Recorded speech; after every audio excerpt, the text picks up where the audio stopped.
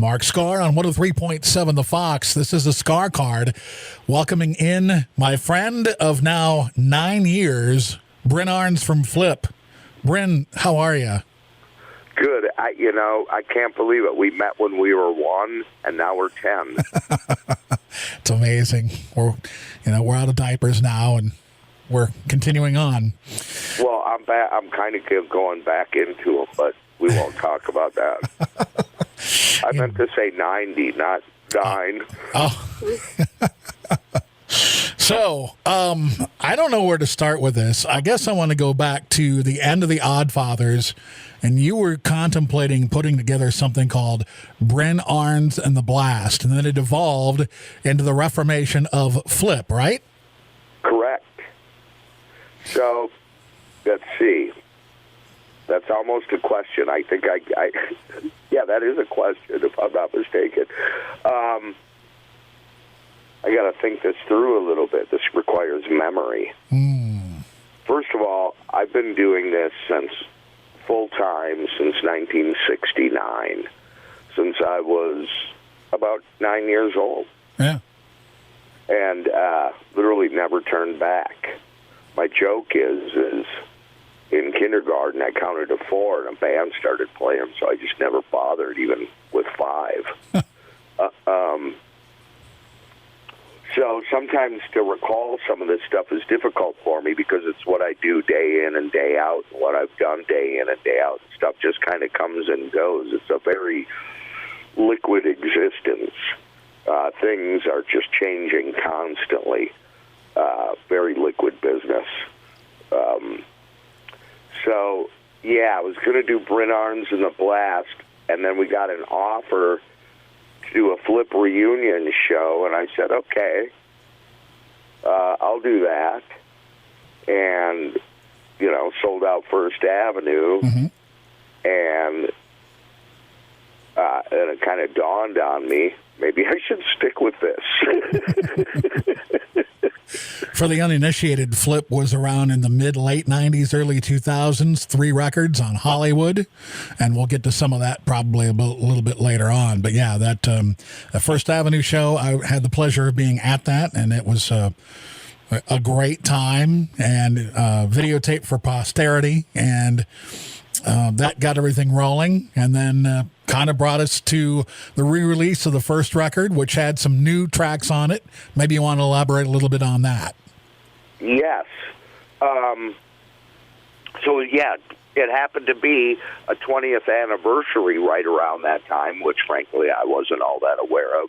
Once again, revert back to the comment about counting to 4. That's all the way to 20, so I couldn't get there. My partner in Rocksteady Records, Grant Lindbergh, was his idea to put out a 20th anniversary thing. And he also digitally cataloged all of my work. And literally, he found what's really cool, a cassette from like 1972 of one of my first band rehearsals. Wow. An early band rehearsal. And we're playing Smoke on the Water the week it came out. Brand new.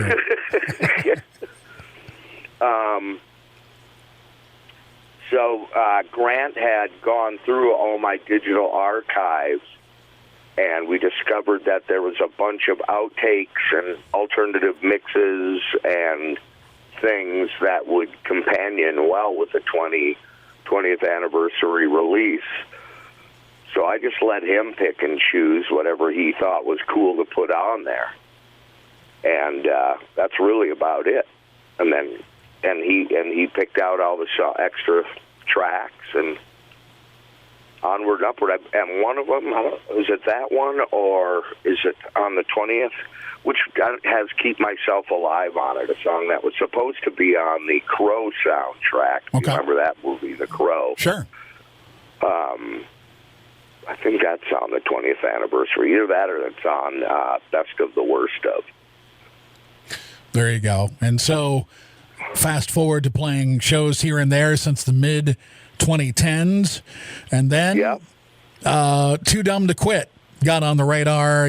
I know you're always writing, and so 10 songs were culled from all of that writing that you do because you are the principal songwriter for this record. And so that's what we're talking about today, Too Dumb to Quit. And congratulations. It's a fun record. People are going to really enjoy this, and you're back in the game. Yeah, I couldn't be happier with the way this worked out. At one point, Flipp's original bass player, Cherry Forever, a.k.a. Greg Item, had to take leave from the music business and came to a rehearsal in the middle of Flipp was out touring. I believe it was a Cheap Trick or Stone Temple Pilots at the time. I don't remember exactly who we were playing with. But he had to quit. And so we brought in basically Kilo's drum tech because we had to be gone in 2 days. And Freaky Useless was born. He came in and took over on bass. Now, when we did, which was fine, but when we did the reunion thing with Cherry, Kilo, and I have a chemistry that goes beyond just guys playing their instruments. It goes beyond, like, yeah, I can play the bass, I can play the drums, I can play the guitar. When you have a silent form of communication that goes on between musicians, that chemistry, that's what it's all about. That's why if you listen to Led Zeppelin without John Bonham, it doesn't sound like Led Zeppelin. You know, it's not just a drummer. The Who, you take Keith Moon out of the mix, it's just completely different. And when we started doing the rehearsals for the reunion show, it was immediately apparent, and I had kind of forgotten it. Now, Greg and I, a.k.a. Cherry, we had been playing together since 1979, 1980. And Kilo and I were always buddies and jammed together at the Sound Gallery before Flipp. So when Flipp came around, I'm like, I want to see if he wants to do it, because there was a chemistry there. So it was just something that at that point it was impossible to ignore. And people seem to really enjoy the show. So it's a little bit, you know, as I look in a gift horse in the mouth, maybe a little bit. But at the same time, I had some personal sorting outs to do, as we all do.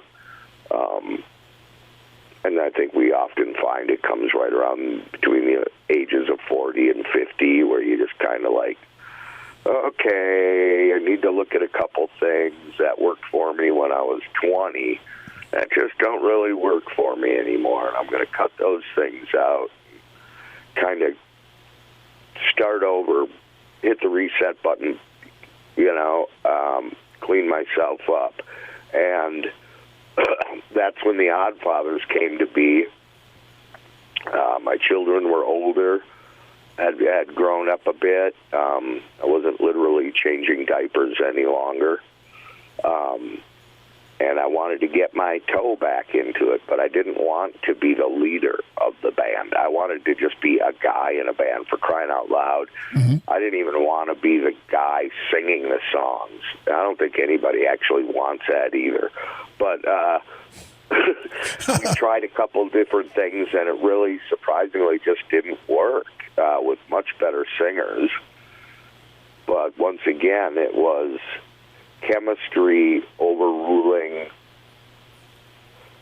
talent, for lack of a better term, on paper. You know what I mean? Yeah, so, I remember we talked about it. You and I talked about it. You said, Mark, I want to get a singer. And I said, no. Yep. Because I knew. And there you go. Well, the first day we went into the studio with Walt Disney, I was begging the producer. I said, you got to hear Greg sing. You got to hear Greg sing. He's a way better singer than I am. He should be a singer. He should be a singer. And then when we were in Seattle recording part of the first album, Brad Sinsel from TKO and the War Babies came down, and I was like begging the label president, he should be the singer. He should be, and nobody would let me bring anybody in to be the singer. It was just, it was dumbfounding to me. There was a show with Stephen Srow on the mic, too. And yes, and with Stephen Srow, who, you know, him and I do a lot of stuff together on and off. So, yeah, that didn't work either. And it's weird. It's weird. I got nothing. You know? Is it something like this? Is it like A1 sauce tastes better on a steak, but it's not going to taste better on French fries than ketchup? So I don't know. Is it one of those weird things? Maybe. It's like, I definitely consider myself a lower rung of talent in the singing department, no question about it. But for some reason, that's not the point, I guess. But you understand the art of the frontman, and so when people come see Flipp live, and you're doing the shenanigans you're doing on stage, and the shenanigans that Flipp did the first time around with the cereal and some other quote-unquote oral gimmicks that you did, there was a method to the madness, but you get it. Yeah, yes, I guess, yeah.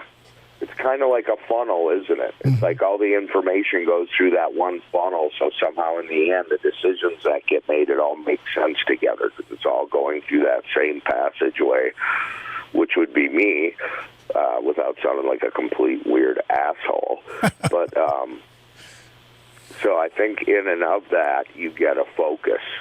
You know, stuff makes sense. Yeah. It's kind of like David Lee Roth and Van Halen. Not the best singer. Exactly. But he gets it. Yep, exactly. And the funny thing is how that's funny you say that, because I think like Eat 'Em and Smile, his first solo album, his voice is so good on that. Oh, he was at his peak. Yeah. So good. So I guess, yeah, maybe him and I should go for a coffee sometime and talk about how shitty we are. We're talking with Brynn Arens from Flipp. Too Dumb to Quit is the new record. 10 songs, all of them written by you, except for an interesting thing, a song called Brand New Day, which you co-wrote with your producer, John Fields, and one Charlie Farron, who played in the Joe Perry Project, and a lead vocal by the aforementioned Cherry Forever Greg Idem. Bing, bing, bing, bing, bing. It's only taken me,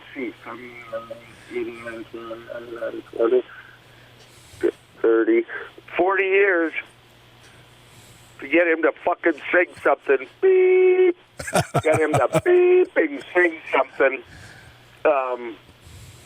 And lead sing something. And what a treat that is. He calls it his Ace Frehley moment, like when Ace Frehley... We're going to turn the microphone over to Ace Frehley. Yeah. I can hear it already. The microphone over to Cherry Forever. Brand New Day. Yeah, I couldn't come up with anything for it. Just nothing that I was writing for it was satisfying me. So I sent it to Charlie Farron and said, "You got anything for this?" And he immediately came up with the Brand New Day thing and sent it back a couple days later. I'm like, dude, it's perfect. I can't sing that, though, because Charlie's a phenomenal singer. We all know that. Mm-hmm. So Greg said, I'll do it. I mean, we almost, there's a couple other songs that didn't make the album, and that almost became one of them, simply because it's going on vinyl. Okay. And you have a limited amount of numbers you can put on vinyl, so we wanted to keep the packages cohesive. So, yeah, that one almost fell by the wayside, and I'm so glad it didn't, because Greg did a great job on it. I concur. We're with Brynn Arens from Flipp, Too Dumb to Quit. You and I were kicking around songs to take the radio because that's what I do. And yes. And You Can Make It Happen, the first track, I said, because you sent them to me out of order and I didn't bother to check the track listing like I sometimes do, but I've got it in front of me now, but I digress. You Can Make It Happen, the lead track, no question, there's something there that would appeal to a mass audience, I believe. that's nice to hear. And that song was written while we were making the album, which happens is not uncommon amongst a million musicians. You're kind of getting a synergy and an energy while making the record. You know, you're in a really good mood, and you're moving in a certain direction, and your creative juices are flowing in such a healthy, positive fashion that it's just not uncommon for a songwriter. I Wish I Was a Planet was written while we were making the first Flipp album. I consider that one of my better songs. Mm-hmm. You Can Make It Happen was written while we were making that. I consider that one of my better songs. I Still Love Rock and Roll was written while we were making Volume. I consider that one of my better songs. Mm-hmm. So there's some sort of, is synergy the right word? Mm-hmm. Or that's what I was going to use. Yeah. Okay. Or am I making Too Dumb to Quit sound like a lie? No, it's your truth, Brynn. As Gene Simmons would say, synergy's an awfully big word, like gymnasium. Yeah, he would say that. But so yeah, thank you. I'm glad you like it, and it's been getting a really good response. So it's looking like you were correct that might be plucked as the first single, and we went to I went to rehearsal a couple nights ago, and I reported back to everybody your findings, what your opinions were on it, and everybody was really glad to hear that you liked I'm Not Gonna Fall. Yeah, so I want to go there next. Tell me about that, because you weren't convinced. I mean, you like the song enough to put it on the record, but do elaborate. It was originally called, and this might be part of why I get a rub from that song. First of all, a songwriter can't hear his songs on it clearly like other people can. Sure. Right? Mm-hmm. It's a weird thing. Just kind of like a chef can't really taste his own food the way other people can. You know, he gives it to somebody and sits there and, do you like it? Right, and it's like trying to pick your favorite kid. It's impossible. It's impossible. So, and Cheap Trick asked me if they could do it on their next album as originally titled The Sky's Not Gonna Fall. And it was kind of I really tried hard to not get into COVID writing. Mm-hmm. I didn't want to write anything that made me sound like I had answers I didn't have. I call that when the need for an answer is more important than the answer itself. So in my noticings and thinkings about that, I was like, this doomsday sort of mentality, I can touch on that because I don't like it, and I don't think it's true, and it was originally a tongue-in-cheek, sarcastic commentary on people who think on basically what is called the Chicken Little complex. Sure. Which is, if Chicken Little thinks the sky is falling and runs into town and yells, the sky is falling, the sky is falling, the sky is falling, goes back up the hill, the next day wakes up and realizes the sky did not fall, and figures it must be because he ran to town yelling, the sky is going to fall, the sky. So every day, Chicken Little would run to the town yelling, the sky is going to fall, the sky is going to fall, fooling his own brain into thinking that that's what was keeping the sky from falling. So it's that concept of there are people who can throw a dart and hit the bullseye in the target, and then there are people that throw the dart and then go grab the target and move it so it looks like they hit the bullseye. Mm-hmm. Well, that's kind of what that song is about. Or then I wanted, I'm like, no, Nope, too fucking heavy, too beep and heavy. And I like heavy, but too preachy heavy, too be like a songwriter pretending he knows more than other people when they just simply don't. And I don't want to be that guy. So I changed it from "The Sky Is Gonna Fall" to "I'm Not Gonna Fall," and changed some of the other lyrics around and made it more personal instead of a social commentary. Very that good. Makes sense. Sure. And then "Love to Love You" was another one we liked. Yes. That came on, and I still have it on my phone while we were making the record. At rehearsal one day, just started playing it. One of our crew guys is always at one of our rehearsals. He quickly, and is really smart, quickly started recording it with his phone, and I polished it off the next day, and I think we went and did one rehearsal, and we played it for everybody on the phone, and we all went, wow. So we're like, well, let's record this one too. And it was another one of those things that got sucked into the synergy of the time while making an album, and just between that and the instant synergy that Greg and Kilo and I have, and Eric Lobeda is beginning to adopt. He's the new boy. Mm-hmm. And, no pressure. Yeah, no pressure on you. Oh, did I mention that Greg and I have been playing together since 1979? Come on, catch up. You're falling behind. But he was a fan before he was in the band, and you had the Coyotes, and for people that don't know, let's quickly tell them what a Coyote is. It's a guitar that was designed by Billy Gibbons of ZZ Top and Earl Wine, a famous guitar builder. And, let's see here. Alan Rogan, Billy's guitar tech, was good friends with a guy named Pete Allenoff in St. Paul, who had a vintage guitar store before vintage guitars was even a thing in St. Paul. And for some reason, I was very fortunate. Pete liked to help me, basically.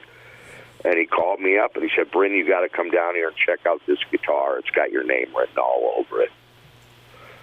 And I'm like, is this Pete's guitar? Pete, yeah. And I'm just, wow, okay. I was flabbergasted. It was like getting a call from the president or something. Better, actually. Now we know that. No matter what point in time you pluck the president from. So I went down there and he showed it to me, and they gave it to me. So, wow. And I still have it. It's the first one that was made. And nobody was playing them. So some people assumed like it was a guitar that I had built for me. Yeah, it's synonymous with Brynn Arens. I guess. I got lucky. And, but yeah, so Eric Lobeda, he started buying them up too. He started getting into them and buying them. And Grant Lindbergh. And there you all were in the Twin Cities. What's that? And you were all in the Twin Cities at the same time.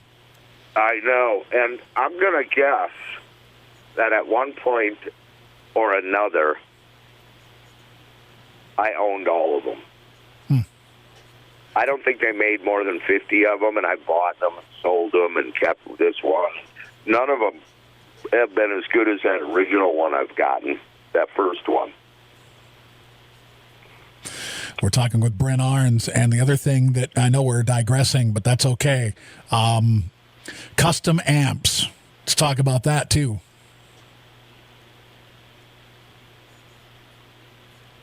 Sorry, I just got a message I was reading. Kustom amps, the same basic story. I get a call, this time, it's years later, I call Pete Allenoff. And I'm looking for a Vox AC30. Say, you got a Vox AC30 down there, Pete, that I can come play through? Yeah, I do. And I get there, and it's at this point, he's gone completely private. It's not an open store. It's just like appointment only. And literally, you'd walk in there, and I'd be so overwhelmed because it would be like myself, Angus Young, and George Harrison or something in there, right? Like massive guitar collector guys, Rick Nielsen and Pete Townsend, all the people that Alan Rogan worked with. And he goes, Brynn, before you try out that AC-30, take a look at this. And he shows me a Kustom 200 3x12 in gold sparkle. And I'm like, oh, God. And of course, I'm familiar with these amps from the 70s. Nobody wanted them because they looked so silly. Everybody assumed they were garbage. Okay, and as a favor to Pete, I was pretty dead set on getting, the classic AC-30. And I plugged into it. I brought the Coyote with me, and I'm like, this thing sounds incredible. And he's looking at me, and he's grinning, and I'm like, okay, I have to make sure I'm not being taken in by the looks of this thing, Pete. You're doing it to me again. Can I have a day to think about it? He goes, absolutely. Here, have a Coca-Cola. Let's just sit and chat about shit, and then let me know tomorrow, okay? And so I'm like, oh, God, was that Kustom? Did it sound that good? I played it against the AC-30. Like, definitely sounded different. And then I bought it. The next day I said, I'll take it. And he gives it to me for practically nothing. Practically, like, he must have got a super good deal on it because, he didn't give it to me for free, I don't think, but it wasn't far off. And I was just, at that point, then I became immersed in them. And Flipp went on tour, and Night Bob was a really famous front of house tour manager. Got his name from the New York Dolls in the 70s, Aerosmith, blah, blah, blah. Cal Jam 1, baby. And he was our tour manager, and he just thought the Kustom thing was great. Because at this point, I had about gotten 2 of them. So whenever we were in our new town, Night Bob and myself, what we would do is, first thing we would do is go find a Ma and Pa's diner, some sort of greasy spoon, and then we'd go naga hunting. We'd hit the local music stores and pawn shops looking for Kustoms. Well, we ended up having to get a whole nother trailer because I bought like 100 of them on that trip. And just went crazy. One night, we had the day off or the night off. It was daytime. We had the day off, and we were in a hotel with a balcony overlooking the parking lot, and I had about 100 of them in a trailer. So I stopped and bought some Armor All and rags and stuff, and the road crew sat out in the parking lot and lined them all up and shined them up with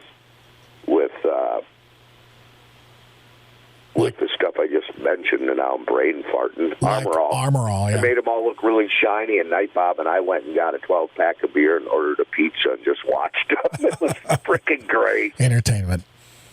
It was great. That's like a highlight for me. Talking to Brynn Arens from Flipp about Too Dumb to Quit and other things, I wanted to jump back into the record. You told me you're going to do some stuff with a track called W.T.F. W.T.F. We all know what that stands for, kids. Go to the medicine cabinet. There's all sorts of... No. We are doing... So the other day, Jerry Gregg, the bass player, sends me, and singer Phenomenal, a video of him singing along to W.T.F., What the Fart. It's not What the Fart. I just might have ruined the name of the song by saying that. Edit.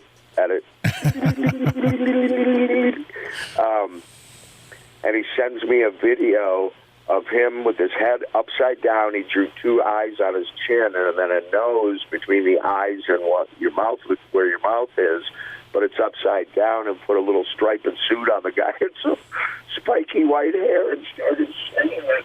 Oswald, that's the character's name, Oswald. And I about peed my pants laughing when I saw it. So yeah, we're making a whole video I believe, for that song based around creepy puppets. Do you remember the I don't know, you might be too young, but there used to be a show on called Davy and Goliath with these just really creepy voices and really creepy puppets. Hey, Davy. And it just was creepy. So, yeah, we're going to do that. And there's one of the triple bonus about that song is Ginny Dodds, Cindy Lawson, and Kiki Lane sing backups on it. Right. You could easily file the song under novelty song, and it definitely is kind of along that lines, kind of like my song Hairdo. It's a rock song, but there's definitely a novelty aspect to it. It's my toe-tipping into my love for the New York Dolls. It's very New York Dolls sounding. I mean, a little bit of personality crisis in that song. I play piano on it as well. So I wanted to get like a really greasy, blues-based nothing but rock and roll song. And that's what came out of it. Talking to Brynn Arens from Flipp, I wanted to talk to, referring earlier to Twin Cities connections, and another one of those would be your record producer, John Fields. Yes. John Fields and I go back. He produced on our third album, Volume, or a second album, Blow It Out Your Ass. He produced a song called Rockstar. Really happy. I always was super happy with the way it came out, and I remember recording it. It was a one-take vocal, one-take, track. I think we did 2 takes. A couple microphones had to get moved or something like that, and it just went really well. So Curtis A., who's a good friend of mine, and I just got bent on Curtis is playing me all this wonderful new material he has, and he's got no outlet for it. So I called John, and I speak to him about doing a Curtis A. album, and he's all in. He loves it. And so him and I co-produced the Curtis A. album together. Jerks of Fate. And the Jerks of Fate. And then one day it was just like, I think he says I say he said it. We should do a Flipp album. And that's basically it. Seed was planted. Yes. And the seeds were planted, and so I started sending him probably more songs than he cared to receive, stuff that I'd written, which is like you said, I'm doing it constantly. I have a new song that I'm working on right now. It's a constant for me. So there was a plethora of material to send him, and he was just like very complimentary about the music and just demanded basically that we make an album. So that's what we did, and I couldn't be happier with it. And John's a veteran himself. He's worked with a lot of big names. Oh, everybody. Pink. God, I don't even know where to start. Soul Asylum. Soul Asylum. It's the Replacements and beyond. I mean, the Jonas Brothers, Jellyfish, on and on and on. I just say, my temptation right now is to go to my computer and look on Wikipedia so I could tell you some of his things. I don't want to credits. I don't want to get them wrong. Sure. I'm actually doing that right now. Selena Gomez, Miley Cyrus, the Jonas Brothers, Blue, Demi Lovato, Goo Goo Dolls, Daryl Hall, and some names I'm going past here because they're newer artists and I'm not aware of them. The Dead Daisies, the Dolly Rots, American Hi-Fi, Switchfoot, Soul Asylum, the Honey Dogs,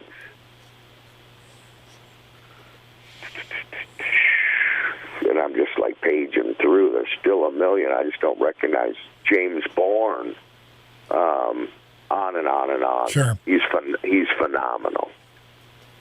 Oh, crap.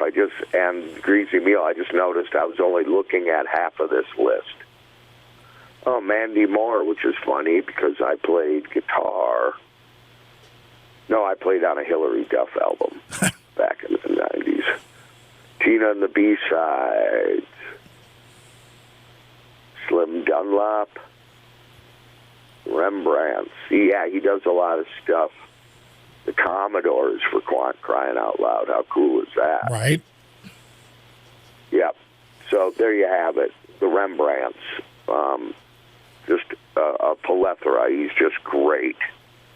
And he had moved out to L.A. and decided to move back. Had a daughter. My guess is to have the daughter nearer in-laws and the like. So he moved back. And we started rocking. And it was just easy. And when we brought in the custom amplifiers that we use, that we spoke about earlier, he looked at me kind of funny. Like, really? And he's like, you guys want to carry these things in and out? And of course I'm thinking to myself, studio guy. Right. I said, dude, I've been carrying amps in and out of buildings since freaking 1969. This isn't, if I don't do it, I feel like I'm forgetting to do something. Mm-hmm. So it's no big deal to me. That's for sure. He goes, yeah, but do they really, I mean, I know live they're fine. He was pretty skeptical about how they would sound, and we cut the first track that first day, and he was just like, I had no idea. Yeah. And I'm like, nobody does, and please don't tell him, because I already raised the prices of custom amps on myself once. I don't want to do it again. So did the five of you then pick the track listing? Well, yes. By all intent and purpose, it was a collective. But in those situations, I mean, because everybody's involved in the conversation, absolutely. And he's very open. He's not he's not like, he doesn't swap you over the wrists with a ruler or anything, or over the knuckles with a ruler like an old piano teacher. Excuse me, my voice is a little goofy. I'm a little bit, just a touch under the weather still. And where were we? We were just talking about the track listing. Using the songs. Yeah. Whenever I'm working with a producer or acting as a producer, I always feel it's the producer who should pick the songs, because there's got to be something there that ignites a spark in him that he feels he can really bring something to the table with, other than just simply hitting the record button. So to me, it's always imperative that the producer basically have the power of veto. But as the record develops and gets made, everything becomes pretty obvious on what's good and what's not.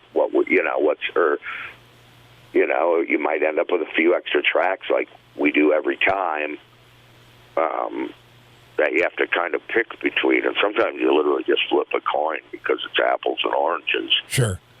But we did on this one. We actually sat down at a table and thought about it. Went, okay, we have this one, we have this one, and we have that one. And one of the ones that was going to get thrown by the wayside, to go back to the other story, is Brand New Day. Mm-hmm. That was just going to be left unfinished. And we were done recording for the day. Greg/Jerry had a couple beers, and John said to him, come on, let's try it. And they went in there and banged the whole thing out in an hour. How about that? Totally. So you kind of wish you could say we were smart enough, and we're not, to premeditate and pre-plan all these songs and the making of an album. But it's a very liquid, again, to use that phrase, happening. It's something that is, it's like pruning and watering plants. It's like you got to go in there and weed them when the weeds grow. You don't get to say, weeds are going to grow on Thursday, so I will do weeding on Thursday. No, you get out there and you weed the garden when the weeds pop up. So making a record is no different than that. It's kind of like shorter order cook, where things are moving fast and you're making decisions based on what's in front of you right at that moment. And it will change, because the minute now we've decided this many songs go on the record, all of a sudden everything's changed. Now you got to relook at the whole order. Now you got to revamp everything, right? Mm-hmm. So it's an endless liquid clay molding experience that the clay never hardens. Because not only do you have to pick the songs, then you have to sequence them. Exactly. Bingo. Yep. And then after that, you got to pick one to be the flagship. Mm-hmm. And I, Tommy Summers is trying to call. He just makes me laugh. And then you got to kind of like what you said, figure out what your favorite kid is. And I'm terrible at that.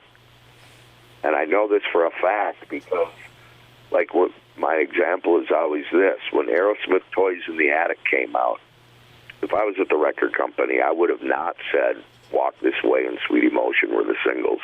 I would have said Toys in the Attic and Round, and No More, No More are the singles. You just never know. I'm not good at it. I'm like, I want the thing that rocks. Mm-hmm. I want the one, not sweet emotion. I want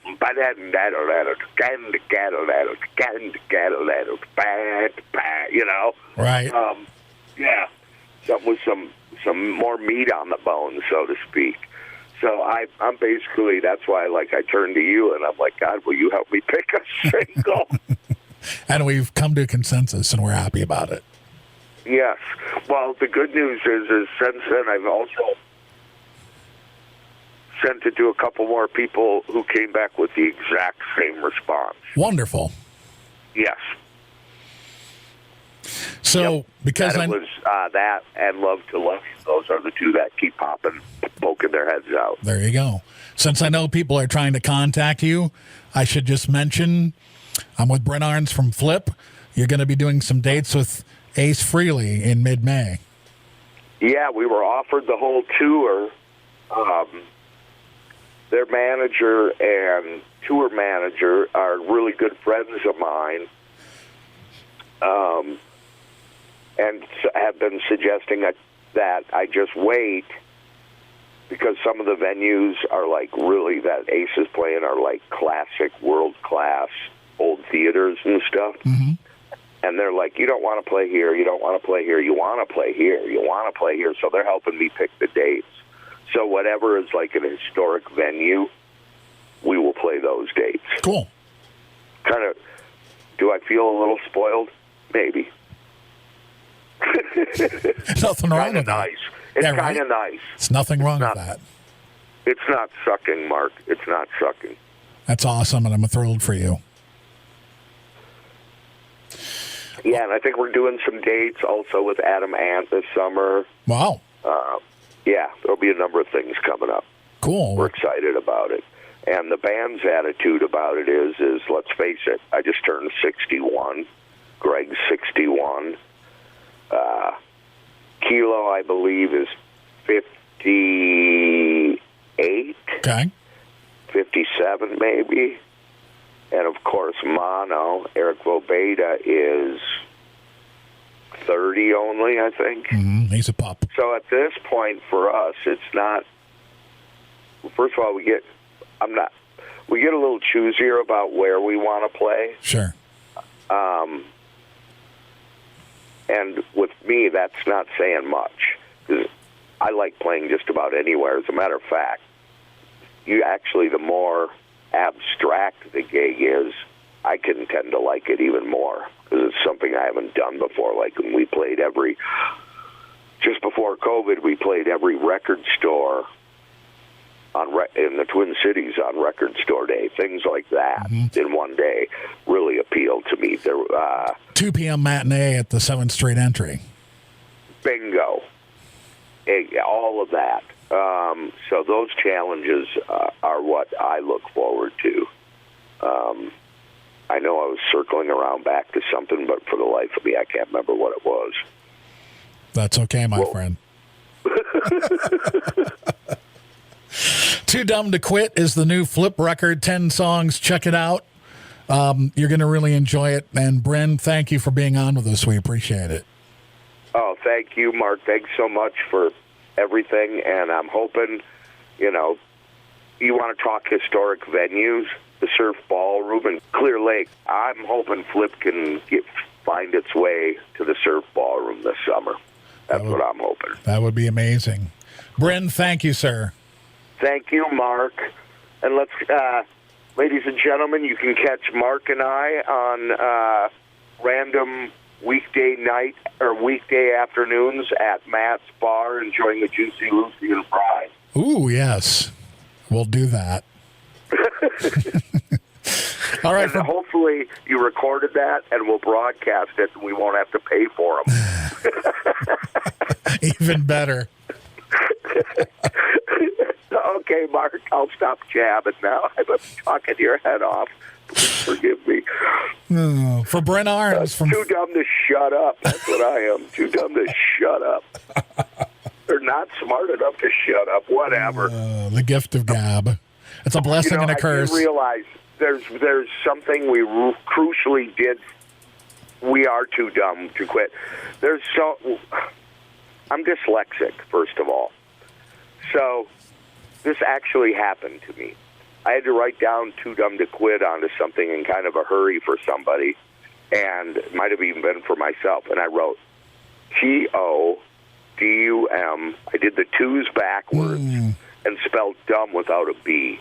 Perfect. And I'm like, oh, should have freaking did that. It should be D-U-M-T-O or T-W-O, Too Dumb to Quit. Something. There's so many games to be had there that I missed out on. And quit with a K or something. Oh, well, next time. Yeah, still too dumb to quit. Part 2. For Brynn Arens from Flipp, I'm Mark Skaar. This is the Skaar Card on 103.7 The Fox. Rock and roll. Flipp style, which is usually without pants.